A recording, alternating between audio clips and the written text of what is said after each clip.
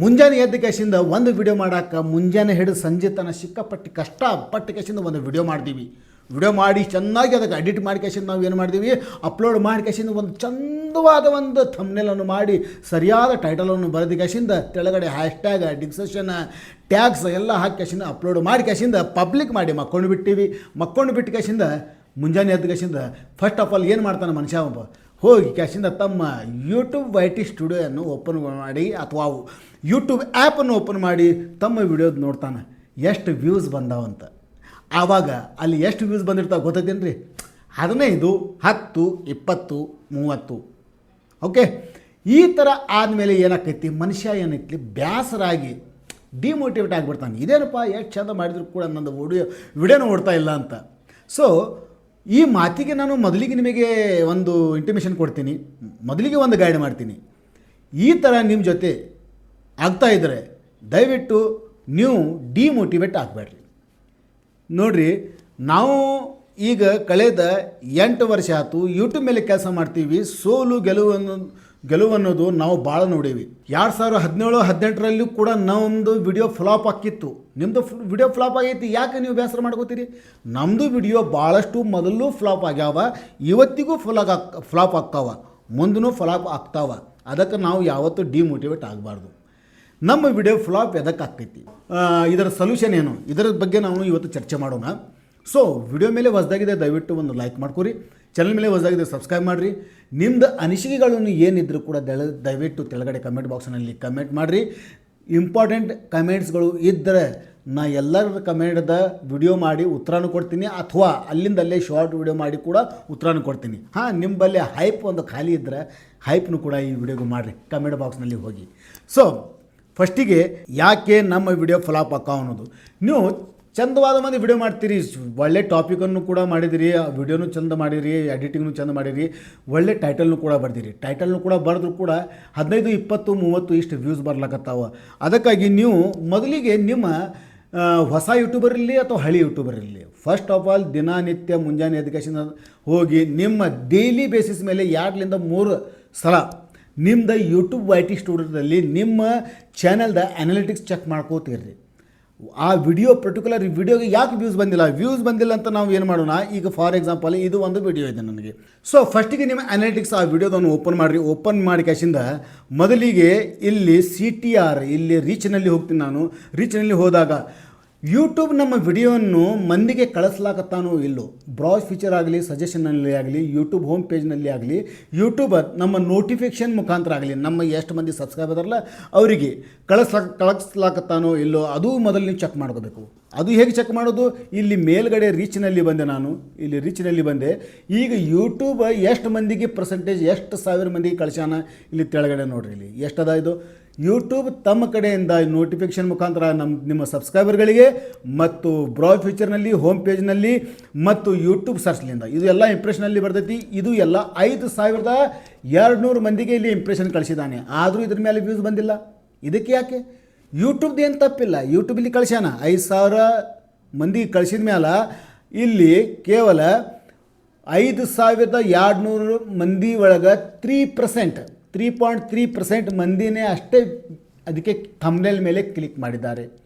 ಅಂದರೆ ಇದರದ ಅರ್ಥ ಏನು, ನಾವು ಥಂಬ್ನೇಲ್ ಮೇಲೆ ಕೆಲಸ ಮಾಡಬೇಕು.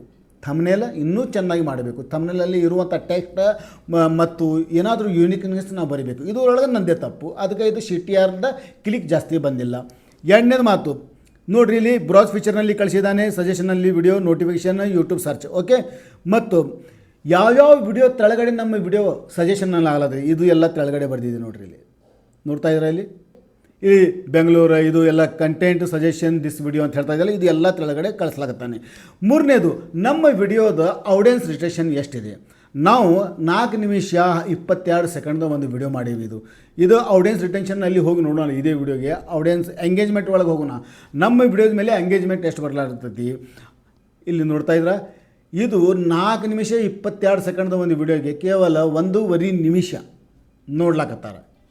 ತಿಳಿತಾ, 1.5 ನಿಮಿಷ ನೋಡ್ಲಾಕತ್ತಾರ. ಅಂದರೆ ಆಡಿಯನ್ಸ್ ರಿಟೆನ್ಷನ್ ಜಾಸ್ತಿ ಬಂದಿಲ್ಲ.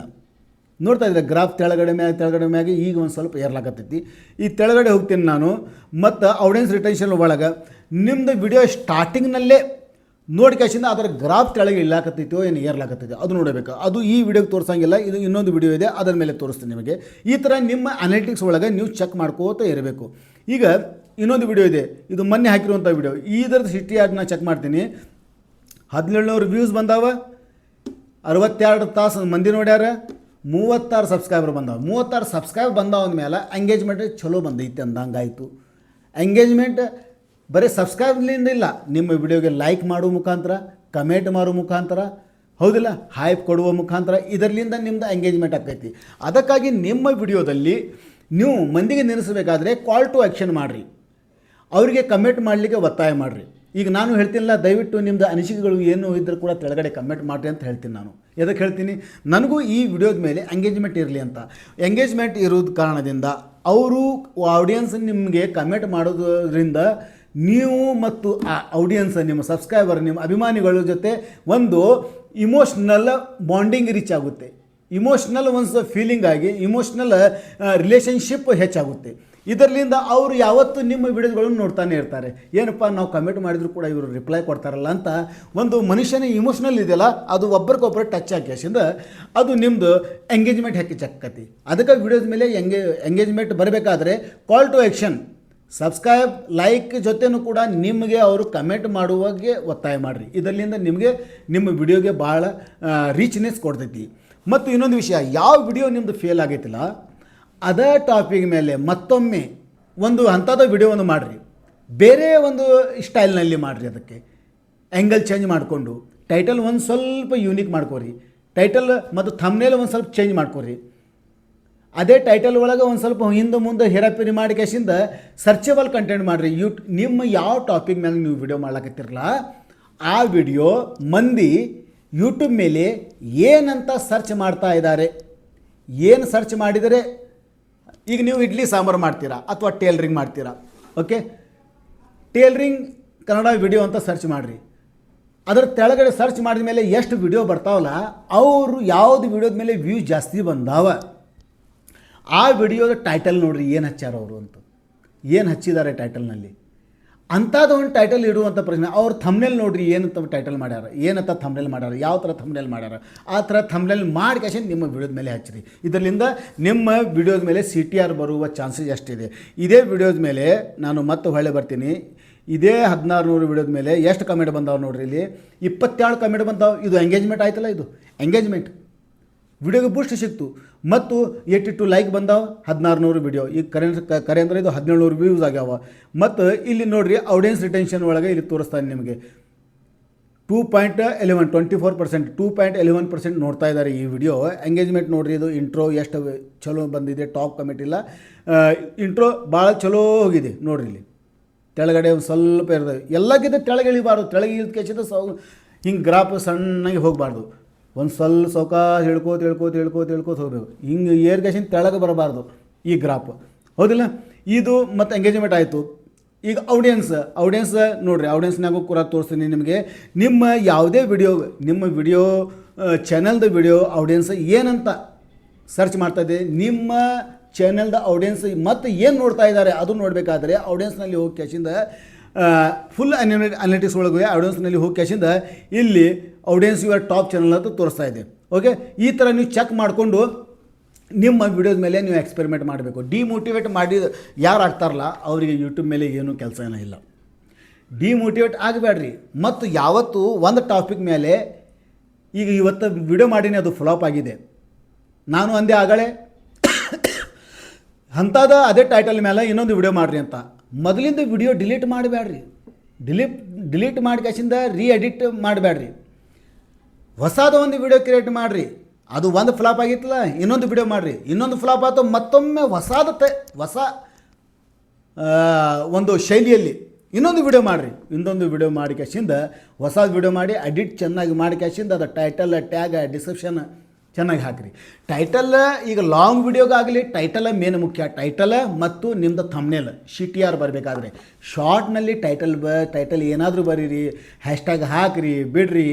3 ನಿಮಿಷದ ಒಳಗಡೆ ಇರುವಂಥ ಈ ಥರ ಶೂಟ್ ಮಾಡಿರುವಂಥ ವಿಡಿಯೋ ಅದು ತಂತಾನೇ ಶಾರ್ಟ್ನಲ್ಲಿ ಹೋಗೋದು ತಂತಾನೇ ಸ್ಟಾರ್ಟಿಂಗ್ ಫೀಲ್ಡ್ನಲ್ಲಿ 3-4 ಸಾವಿರ, 5,000, 2,000 ಹಿಂಗೆ ವ್ಯೂಸ್ ಬಂದೇ ಬರ್ತಾವೆ. ಚೆನ್ನಾಗಿ ಪ್ರಬಂಧ ಶಾರ್ಟ್ದ ಒಂದು ಬೇರೆ ಲೆಕ್ಕಾಚಾರ ಐತಿ, ಅದು ನಿಮಗೆ ಮುಂದಿನ ವಿಡಿಯೋದಲ್ಲಿ ಹೇಳ್ತೀನಿ. ಆದರೆ ಲಾಂಗ್ ವಿಡಿಯೋದಲ್ಲಿ ನಿಮ್ಮ ಫ್ಲಾಪ್ ವಿಡಿಯೋವನ್ನು ಹೇಗೆ ವೈರಲ್ ಮಾಡಬೇಕು ಅನ್ನೋದು ಇವತ್ತಿನ ಈ ವಿಡಿಯೋದಲ್ಲಿ ನಿಮಗೆ ತಿಳಿಸಲಾಗುತ್ತೀನಿ. ಸೊ ಯಾವತ್ತೂ ಡಿಮೋಟಿವೇಟ್ ಆಗಬೇಡ್ರಿ.